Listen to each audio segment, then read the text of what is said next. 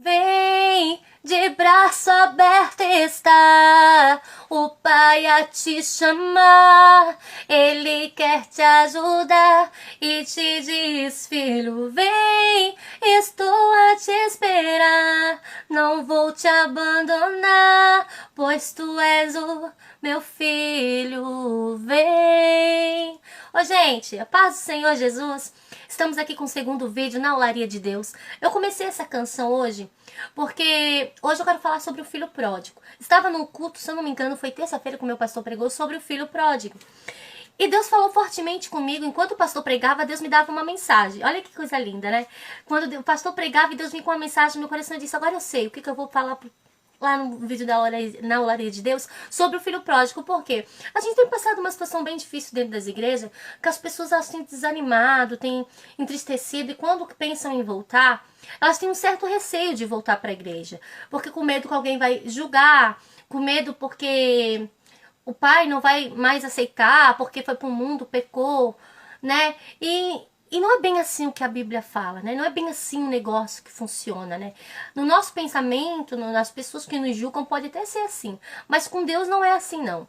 E hoje eu venho trazer esse vídeo para você que tá desanimado, entristecido, que não tem força de vir para casa do Pai, com medo de alguma coisa. Eu vou dizer para você, Deus, Ele te ama e tá de braços abertos a te esperar novamente. Então hoje eu quero ler com vocês Lucas, capítulo 15, do verso 11 ao 22. Que diz assim: E disse um certo homem, tinha 2 filhos, e o mais moço dele disse ao pai, Pai, dá-me a parte dos bens que me pertence. E ele repartiu por elas a fazenda.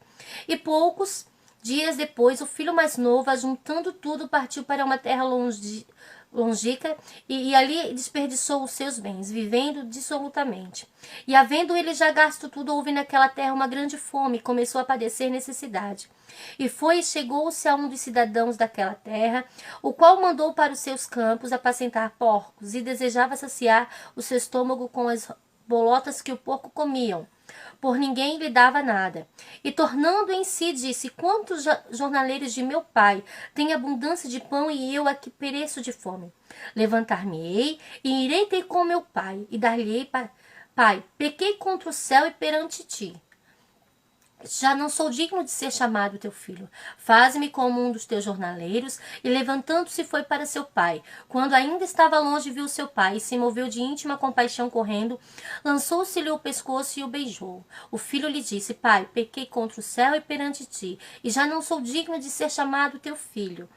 Mas o pai disse ao seu servo, trazei depressa a melhor roupa, e vestiu-o, pondo-lhe um anel na mão e alparcas nos seus pés. Trazei o bezerro cevado e matai-o, então comamos e alegramos. Porque este meu filho estava morto e reviveu, tinha se perdido e foi achado. E começaram a alegrar-se. Gente, que coisa mais linda essa palavra. Gente, essa é uma passagem que mexe muito no meu coração, né? O filho mais novo. Um dos filhos, gente. Fiquei perdida aqui agora.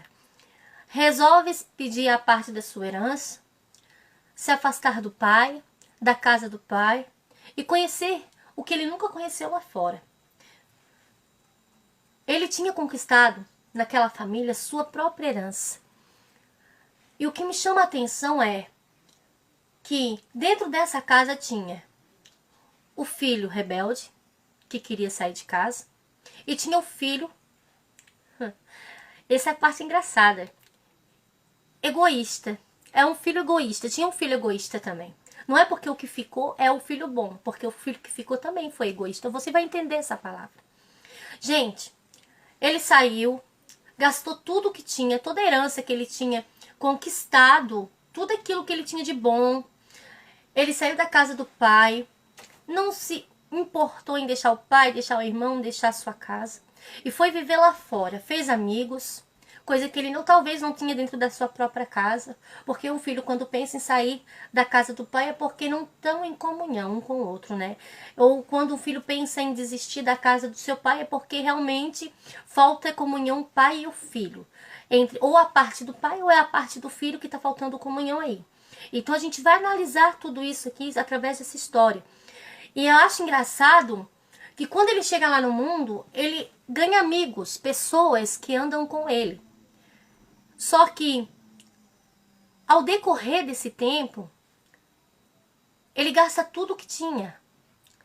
E quando ele gasta tudo o que tinha, ele vai contar com os amigos viram as costas para ele.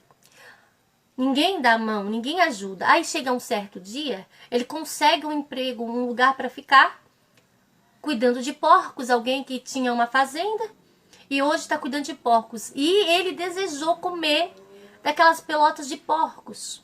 Ou seja, a situação daquele menino, daquela pessoa estava muito precária. A fome bateu de verdade ali, né? E ele lembrou. Porque o filho sempre lembra. Você pode sair da casa do seu pai, mas você sempre vai lembrar do que você tinha lá atrás. Você sempre vai lembrar do melhor que você tinha, do que você comia, do que você vestia, quando você estava dentro da casa de seu pai. E esse homem, foi a mesma coisa que aconteceu. Ele lembrou, eu vou ter com meu pai e vou pedir para o meu pai me aceitar como escravo dele. Pelo menos eu vou ter o que comer, vou ter o que me alimentar. Só que quando ele chega, a história é completamente diferente daquilo que ele pensa. Como eu falei pra você aqui, às vezes a gente não quer voltar pra igreja.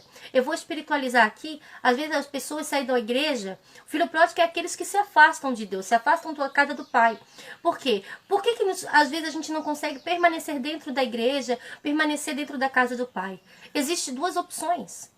Ou porque a gente é muito rebelde mesmo e quer conhecer o mundo, ou porque realmente a gente não conseguiu ter comunhão com o Pai dentro da nossa própria casa, que é a igreja. Às vezes a gente está dentro da igreja, mas a gente não tem comunhão com Deus. É o que enfraquece o ser humano dentro da casa do Senhor. Às vezes a gente sai da igreja, é por causa disso, porque a gente não tem comunhão com o Pai. Não tem comunhão com os irmãos, como foi o caso desse rapaz, que não tinha comunhão com o pai, não tinha comunhão com os irmãos, e desejou ir para o mundo, porque ele não tinha o diálogo familiar ali. Dá para entender a história que ele não tinha um diálogo familiar ali. Ele queria ir embora, ele não tinha nada ali para fazer naquela casa. Por quê? Porque ele não tinha aquela comunhão do pai. Ele deveria ter aquela comunhão com o pai. Porque a partir do momento que a gente tem comunhão com o pai, a gente começa a ter mais desejo de estar perto do pai, estar perto dos irmãos, estar perto da casa do Senhor. Então é isso que Deus veio trazer para nós hoje. Que a gente errou, a gente pecou, a gente saiu da casa do pai, a gente se afastou dos nossos irmãos, se afastamos, gente.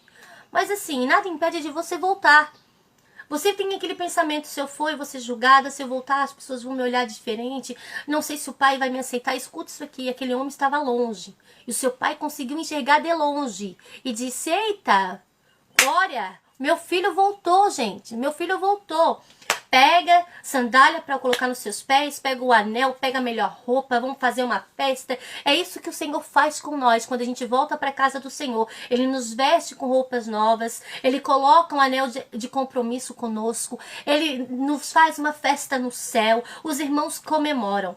Mas nesse caso, quando ele chegou na casa, o irmão dele percebeu o movimento e foi ver o que era. E quando ele viu que o seu irmão chegou, em vez de ele se alegrar e abraçar o irmão, sabe o que foi que aconteceu? Ele ficou triste. Ele ficou triste porque o irmão voltou e o pai aceitou o seu irmão. Gente, isso acontece muito dentro das igrejas. Isso acontece dentro da nossa casa, na nossa igreja. Muitas vezes a gente, em vez de abraçar aquelas pessoas que estão voltando para Jesus, estão voltando para a casa do Senhor, a gente simplesmente acha assim, que eles não têm direito ao perdão, que eles não têm direito à salvação, porque a gente estava dentro da casa, muitas vezes está dentro da casa, mas a gente é rebelde, a gente é egoísta, como aquele irmão foi, egoísta. Nós não podemos ser egoísta, a gente tem que abraçar as pessoas, abraçar, amar. Que bom que você voltou, que bom que você está na casa do Senhor de volta. Vamos adorar junto, vamos chorar juntos, vamos exaltar junto. Eu vou te ajudar a permanecer na casa do Pai. É isso que Deus quer de nós, que sejamos irmãos que abraça o próximo, que abraça aquele que está vindo para a igreja, aquele que não tem força de continuar, a gente tem que ajudar. E aquele irmão foi tão egoísta e seu pai disse, você está perto de mim, mas aquele filho não, ele estava lá fora. A minha preocupação era com ele, você está aqui perto, dentro da minha casa, né? E mesmo assim, ele foi egoísta. Ele não olhou para o seu irmão, não abraçou, achou ruim até por causa da festa que eu ia fazer para ele. E ninguém fez uma festa para mim. Meu querido, você não precisa de festa. Você está na casa do Pai. Você é abençoado. Então, quando alguém vir para a igreja buscar o Senhor Jesus, tentar voltar a reconciliar com o Pai, você seja canal de bênção na vida dele, abraça ele e diz, seja bem-vindo, você fez falta. Você não estava aqui, mas você fez falta para o Pai, você fez falta para os seus irmãos. É isso que o Senhor quer de nós. Eu sei que a palavra poderia ser voltada para outro lado, mas eu quis voltar para esse porque foi assim que o Senhor falou comigo naquele dia, naquela terça-feira, quando o pastor estava pregando, e que nós devemos sim abraçar as pessoas que estão lá fora e estão voltando para Jesus. Gente, ninguém toma lugar de ninguém, cada um tem o seu lugar. O Pai ama todos iguais. Deus não tem filho preferido, nem filho predileto. Todos são amados, todos são bem recebidos. Então, se você quer ser mais abençoado por Deus, você tem que abençoar o seu irmão. Então abraça aquelas pessoas que estão tristes, que não têm força de vontade. Manda uma mensagem para aquela pessoa que não está indo mais para a igreja, aquele jovem, aquele adolescente, aquela irmã do círculo de oração que ia, não está indo mais, aquele obreiro que estava indo para a casa de Deus e de repente não apareceu mais na igreja. Gente, a gente não está aqui para julgar, a gente está aqui para amar as pessoas. Então, assim como o filho pródigo fez em voltar, eu quero convidar você que está afastado da casa do Pai, que às vezes pensa em desistir de vir, mas não consegue vir com medo de alguém, ou com medo das fofocas, ou medo de alguma coisa. Deixa eu dizer para você que o Pai ele te espera de braços abertos. E não se detenha, porque na nossa igreja tem pessoas para te abraçar, tem pessoas que te amam e que faz falta. Então você jovem, você adolescente que está afastado da casa do Senhor e por um motivo não consegue voltar, estamos aqui para dizer que nós te amamos. A Igreja Assembleia de Deus está aí, de braços abertos para você. Então, se você que está assistindo esse vídeo sentiu no coração, manda esse vídeo para alguém, né? Convida alguém para ir para o culto.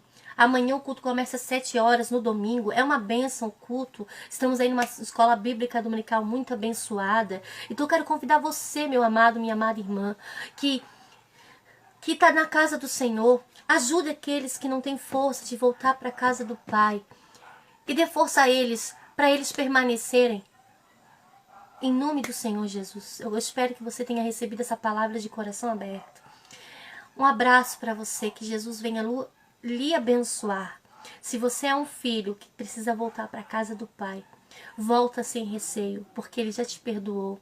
Ele te ama, ele sente falta de você. Você faz falta naquele banco da igreja. O seu lugar está ali reservado. Você não é o zero à esquerda, não. Você é alguém no coração de Deus. Então, um abraço para você. Até o próximo vídeo, gente. Tchau. Paz do Senhor.